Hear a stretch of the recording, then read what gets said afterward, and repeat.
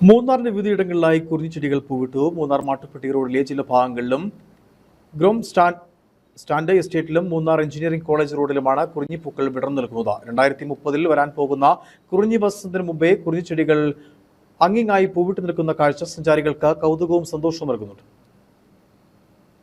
12 വർഷത്തിലൊരിക്കൽ പൂവിടുന്ന കുറിഞ്ഞി ചെടികൾ 2018 മൂന്നാറിന്റെ മലനിരകളെ നീല വസന്തത്തിലാക്കിയത്. കൊളുക്കുമലയിലെ മലനിരകളിലും ഇരവികുളം നാഷണൽ പാർക്കിന്റെ ഭാഗമായ രാജമലയിലുമാണ് കുറിഞ്ഞി ചെടികൾ പൂത്തത്. അന്ന് ആയിരക്കണക്കിന് സഞ്ചാരികളാണ് കുറിഞ്ഞി വസന്തം കാണുവാൻ മൂന്നാറിലെത്തിയത്.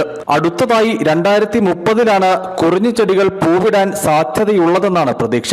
അതിനിടയിലാണ് മൂന്നാറിൽ നിന്ന് മാട്ടുപ്പെട്ടി പോകുന്ന വഴിയിലെ ചിലയിടങ്ങളിലും ഗ്രാംസ്ലാൻഡ് എസ്റ്റേറ്റിന്റെ ചിലയിടങ്ങളിലും മൂന്നാർ എഞ്ചിനീയറിംഗ് കോളേജ് റോഡിലും കുറിഞ്ഞി ചെടികൾ പൂവിട്ടിട്ടുള്ളത്. സാധാരണ കുറിഞ്ഞി ചെടികൾ വ്യാപകമായി മലനിരകളിൽ പൂത്തൊളിയുന്നതിന് മുൻപായി ഇത്തരത്തിൽ ചിലയിടങ്ങളിൽ കുറിഞ്ഞിപ്പൂക്കൾ വിരിയാറുണ്ട്. വീണ്ടും കുറിഞ്ഞി വസന്തം ഉണ്ടായാൽ ആ കാഴ്ച കാണുവാൻ സഞ്ചാരികൾ മൂന്നാറിലേക്ക് ഒഴുകും. അതുകൊണ്ട് തന്നെ കുറിഞ്ഞിക്കാലത്തിന് വരവേകിയുള്ള പൂക്കളാണോ ഇപ്പോൾ വിരിഞ്ഞിട്ടുള്ളത് എന്ന ആകാംക്ഷ മൂന്നാറിന്റെ ടൂറിസം മേഖലയ്ക്കാകെയുണ്ട്.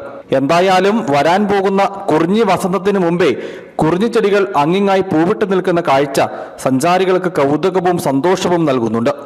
News bureau, Adimali.